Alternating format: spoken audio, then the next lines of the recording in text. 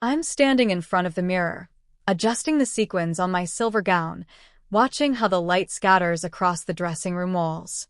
My heart beats in rhythm with the muffled roar of the crowd outside. 10,000 voices.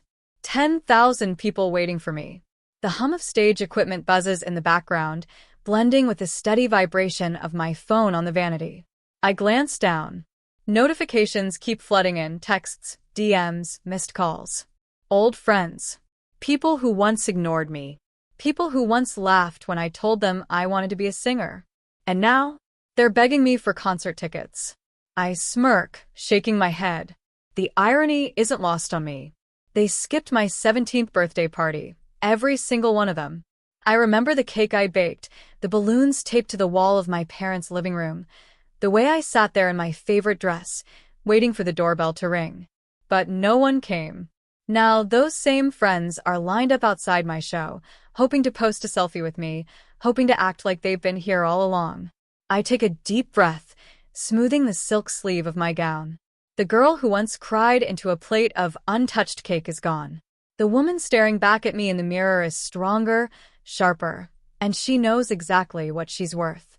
Still, my chest tightens as I scroll through the desperate messages. Hey, Emily. Can you hook me up with a couple of backstage passes? I let the phone drop to the counter. Tonight, the music will speak for me. I was 17 when I learned what it felt like to be invisible. It was my birthday, March 14th. I remember circling the date in pink marker on my wall calendar weeks in advance. I'd spent days planning the party, saving my allowance to buy streamers and balloons. I even convinced my mom to let me bake my own cake, vanilla with strawberry frosting, my favorite. The living room smelled like sugar and candle wax. I'd strung fairy lights across the ceiling, and I wore a pale yellow dress I'd saved up for all year. It wasn't designer, not even close, but to me it shimmered like something out of a music video. I sat on the couch, glancing at the clock every 5 minutes. 7 o'clock. Then 7:30. Then 8. My phone buzzed a couple of times with short, casual excuses. Sorry, can't make it. Or worse, silence. By 9, it was just me. Me. The half-melted candles on a cake no one would eat, and the sound of my mom clinking dishes in the kitchen, trying to pretend she wasn't watching my heart break. I tried to stay strong, but tears blurred the frosting on my plate as I forced myself to take a bite.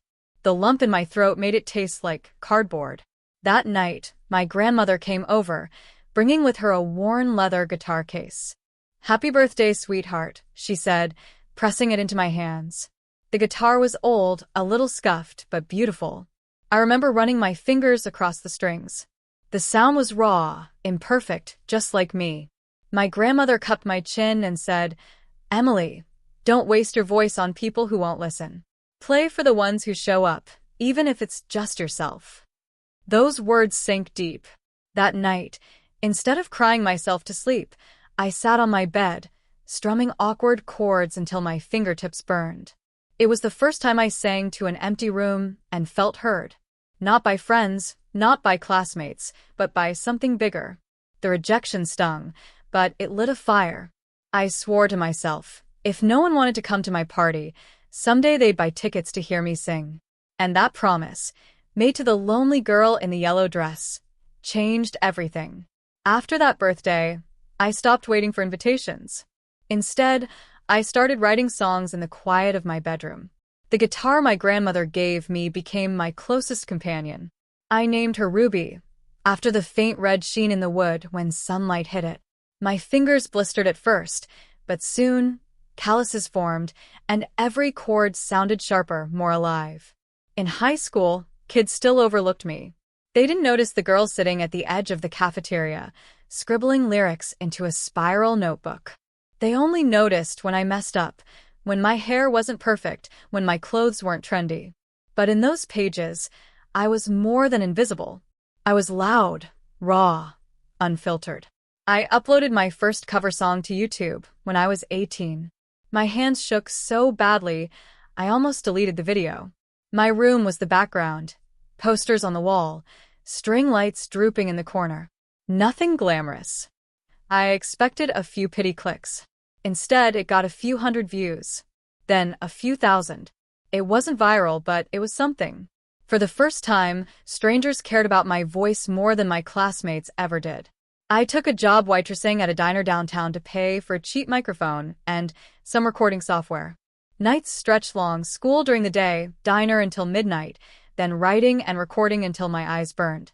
Some nights I cried quietly into the mic, whispering lyrics only I would ever hear. But then came my first break. The owner of a tiny coffee shop in Nashville, Caroline's Corner, overheard me singing while I was bussing tables. She asked if I wanted to perform at her open mic night. I almost said no. My hands trembled too much to imagine standing in front of strangers. But I remembered my grandmother's words, "Play for the ones who show up." So I did. The shop smelled of roasted beans and cinnamon that night. My palms sweated as I gripped Ruby and stepped onto the makeshift stage. Maybe 20 people sat scattered across the mismatched chairs. But when I opened my mouth and sang, I saw two girls in the front row close their eyes and sway to my voice.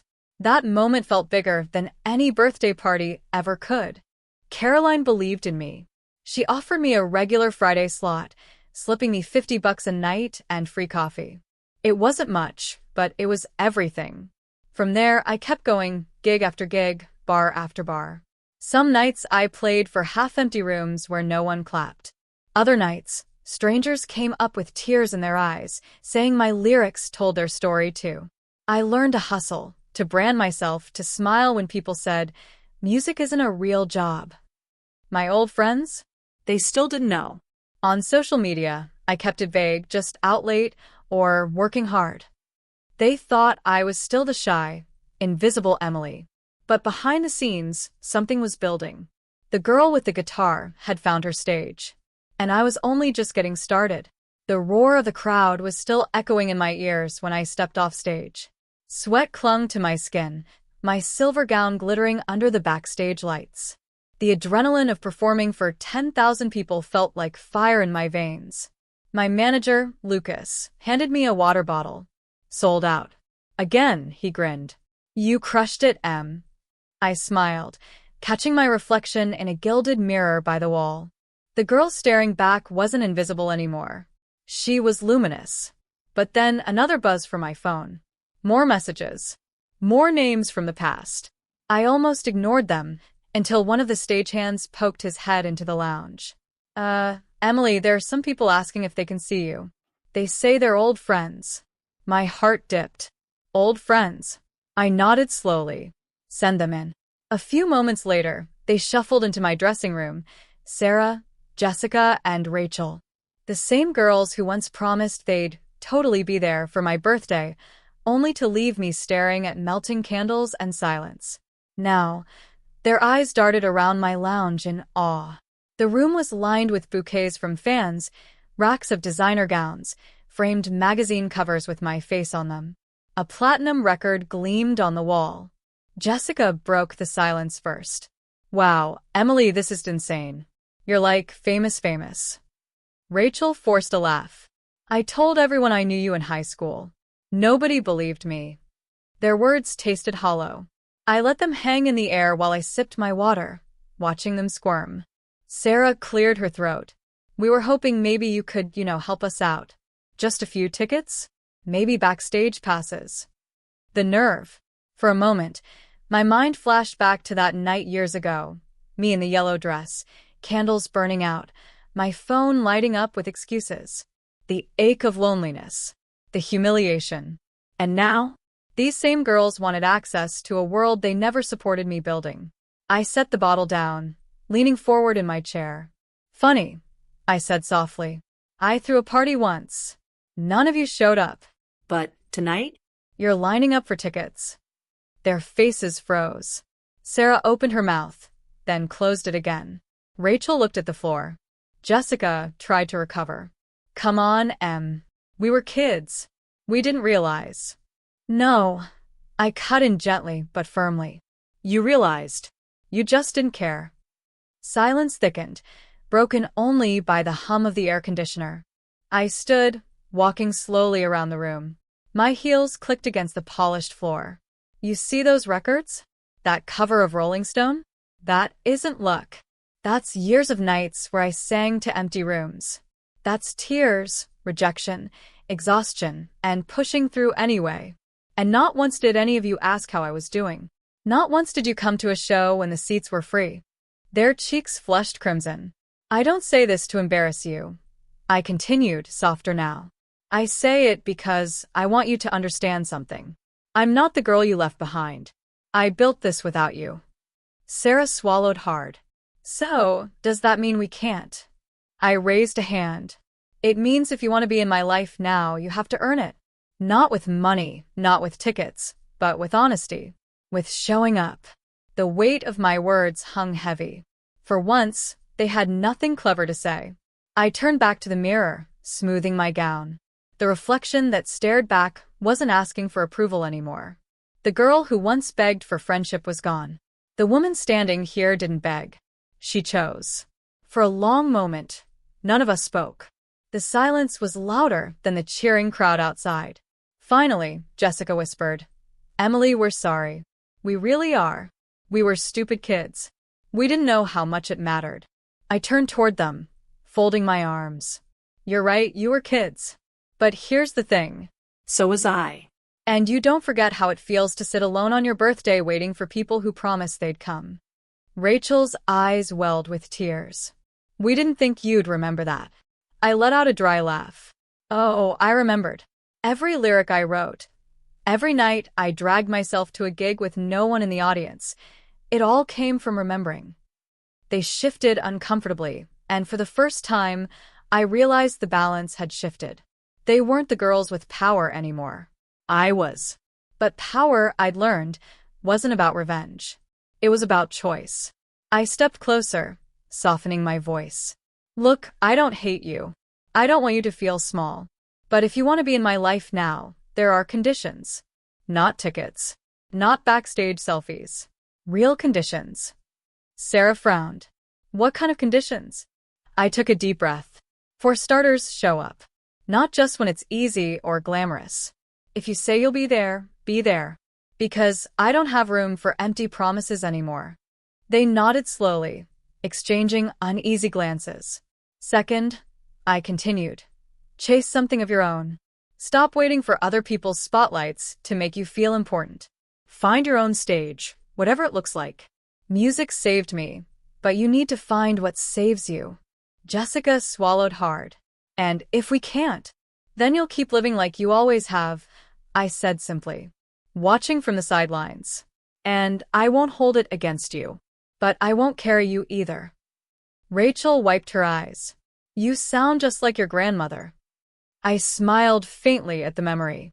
She taught me that love isn't about letting people walk over you. It's about holding them to a higher standard. The air in the room shifted. The tension loosened, replaced by something quieter. Acceptance. "I'll give you this," I added, my tone soft but firm. "If you want tickets, you can buy them. Just like everyone else. But if you want my friendship, that's free. It just comes with honesty, respect, and actually showing up." For once, they didn't argue. Sarah nodded, a tear slipping down her cheek. Jessica looked away, ashamed. Rachel whispered, "Okay, we get it." I believed her. Maybe for the first time, they actually did. I turned back to my vanity, sliding Ruby's guitar pick between my fingers. I don't need an entourage. I need people who mean it. So decide who you're going to be. And when you're ready, show up. The words hung there like a promise. For the first time in years, I wasn't the one waiting at the door. They were. Later that night, after the encore and the endless applause, I found myself alone in my dressing room. The flowers were starting to wilt, the stage crew was packing up, and the adrenaline was slowly draining from my veins. I sat on the couch, guitar case at my side, and let myself breathe. The girls had left quietly. No drama, no last-minute begging. Just quiet goodbyes and downcast eyes. A part of me ached for them, for the years we lost, for the girl I used to be who would have given anything just to sit with them at lunch. But another part of me felt lighter, as if I had finally let go of a weight I didn't even realize I was carrying. My phone buzzed again. This time, it wasn't old friends or strangers begging for tickets. It was my mom. A simple text, "We're so proud of you, sweetheart." Grandma would be too. My throat tightened. I reached for Ruby's case and opened it, running my hand across the strings. The guitar was scratched now, the wood worn smooth where my fingers had pressed 1,000 chords. But it was still beautiful. Still mine. I remember my grandmother's voice as clearly as if she were sitting next to me. "Play for the ones who show up." And tonight, 10,000 people had shown up. 10,000 voices had sung my words back to me. For that girl in the yellow dress, forgotten on her 17th birthday, this was the answer. I closed my eyes and whispered, "I made it, Grandma. I really did." The arena outside was emptying, but I knew tomorrow it would be filled again. And the day after that. Not because of who didn't come to my party, but because I never stopped showing up for myself. I stood, slipping Ruby's strap over my shoulder, strumming a quiet chord that hummed like closure. My reflection in the mirror didn't need validation anymore. She didn't chase. She didn't beg. She created her own stage, and people came. I smiled, whispering the words that would carry me into the night. They skipped my party once. Now they stand in line for my tickets. Funny how life writes its own encores.